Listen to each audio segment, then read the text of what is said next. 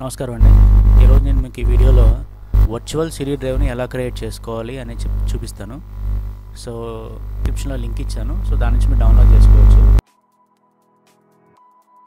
So extract చేసుకొని ఫైల్ని extract చేసుకున్న తర్వాత ఆ ఫైల్ ఓపెన్ చేసి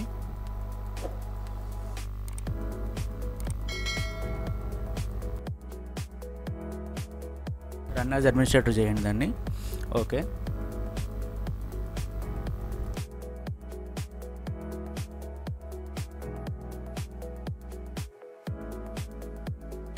ఇన్స్టాల్ చేసిన తర్వాత దీనికి యాక్చువల్లీ కీ లేదు నా దగ్గర, అది క్రాక్ వర్షన్ ఉంది. మీరు అక్కడ చూసినట్లయితే వర్చువల్ సిడి డ్రైవ్ అని క్రియేట్ అయింది. సో దీన్ని ఎలా క్రాక్ చేయాలో చూపిస్తాను. అక్కడ కీ అని చెప్పి ఉంది, అక్కడ ఒక ఫైల్ ఉంది కదా, దాన్ని కాపీ చేయండి. దాన్ని ప్రోగ్రామ్ ఫైల్స్లో ఆల్కహాల్ అన్నటువంటి సో అక్కడికి వెళ్ళి పేస్ట్ చేయండి. పేస్ట్ చేసిన తర్వాత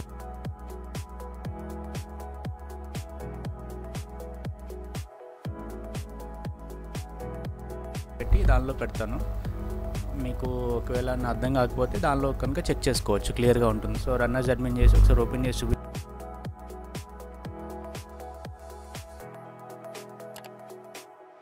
సో దీని ఇంటర్ఫేస్ ఇలా ఉంటుంది. అక్కడ డ్రైవ్ అనేది క్రియేట్ అయింది కదా, సో అక్కడ ఒకసారి చూపిస్తాను. ఇక్కడ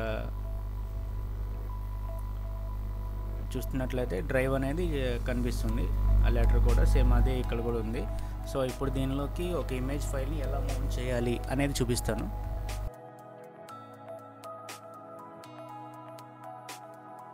సో దీనిలో చాలా ఆప్షన్స్ అయితే ఉన్నాయి, దాని రిక్వైర్మెంట్ని బట్టి యూస్ చేసుకోండి. బట్ కాకపోతే నేను చూపించేది ఫస్ట్ దీనిలో ఎలా మౌంట్ చేయాలో చూపిస్తాను.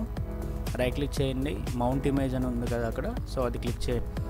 సో అక్కడికి వెళ్ళిన తర్వాత మీరు ఏదైతే చేయాలనుకుంటున్నారో అది ఫస్ట్ నేను ఒక డెమో చూపిస్తాను. సో హెరెన్ బూట్ని అయితే చేస్తున్నాను ఇక్కడ. సో అంతే, మినిమైజ్ చేయండి. మనము ఒక సిడి ఎప్పుడైతే సిడి డ్రైవ్లో పెట్టినప్పుడు ఎలా అయితే అడుగుతుందో సో అలాగే ఉంటుంది. వర్కింగ్ అన్నీ కూడా అలాగే అడుగుతుంది. చూసినట్లయితే ఇక్కడ మన సిడి డ్రైవ్లో మనం సిడి డ్రైవ్లో పెట్టినప్పుడు ఎలా అయితే అడుగుతుందో ఇక్కడ కూడా అలాగే అడిగింది. సో మనం ఎలా అయితే యూస్ చేసుకోవాలో సేమ్ అలాగే దీన్ని మొత్తం అనేది యాక్సెస్ చేసుకోవచ్చు. మన దగ్గర సిడి డ్రైవ్ లేకపోయినా కూడా ఇది వర్చువల్గా మనకి అలాగే యూజ్ అవుతుంది.